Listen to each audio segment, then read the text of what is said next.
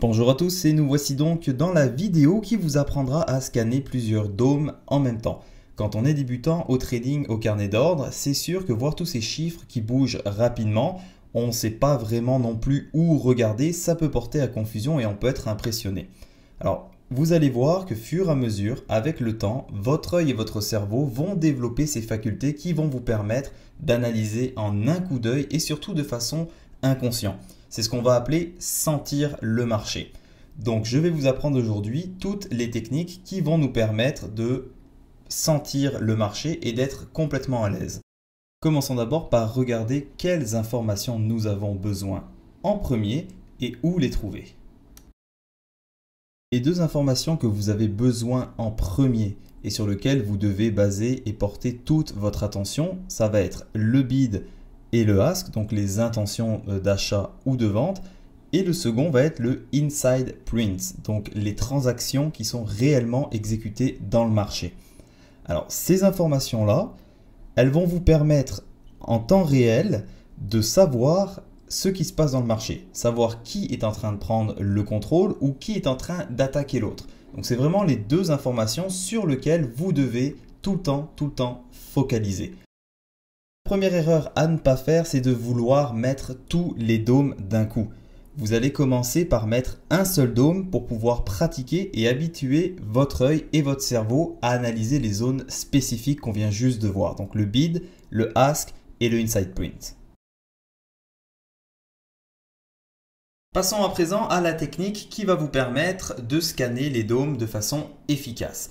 Alors pour ceci, vous devez concentrer vos yeux sur les deux premières cases du bid et les deux premières cases du ask.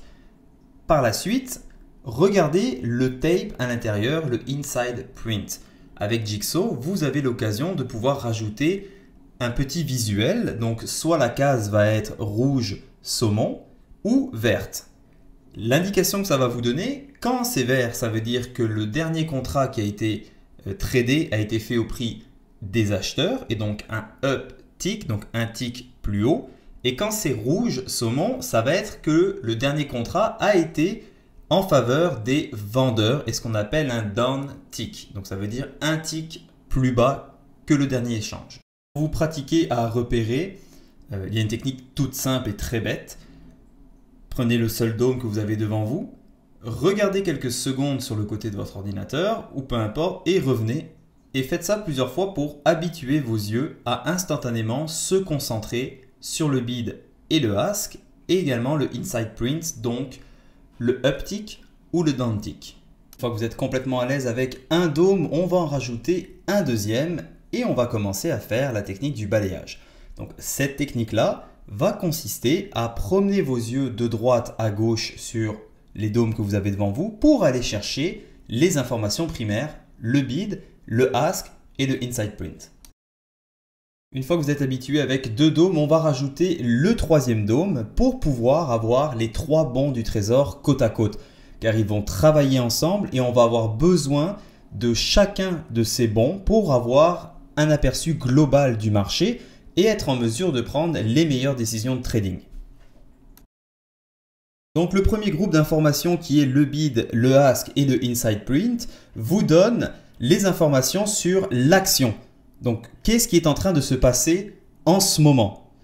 Le deuxième groupe d'informations que vous devez en permanence regarder, ça va être le cumulative volume profile et le prix sur chacun des dômes que vous avez devant vous.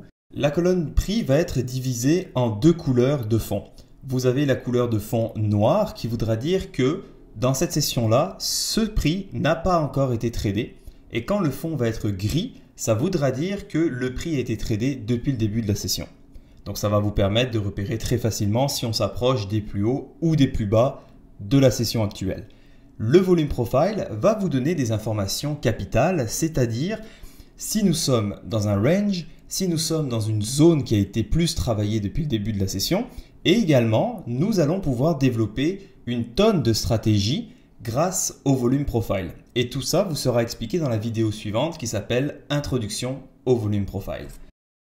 Maintenant que vous avez appris à scanner les dômes et à regarder aux endroits les plus importants, la seule chose qui vous reste à faire est de pratiquer, pratiquer, pratiquer. Alors, commencez par un dôme. Quand vous êtes complètement à l'aise, rajoutez un deuxième et par la suite, rajoutez un troisième dôme. Alors, c'est pas grave si ça vous prend quelques jours. Ça peut mettre des fois jusqu'à une semaine pour habituer vos yeux et à votre cerveau. C'est absolument pas grave si ça prend du temps. Il est impératif d'avoir des très bonnes habitudes dès le début, car si vous essayez d'aller trop vite, vous allez construire des mauvaises habitudes et ce sera beaucoup plus difficile de déconstruire ces habitudes pour les remplacer par une bonne.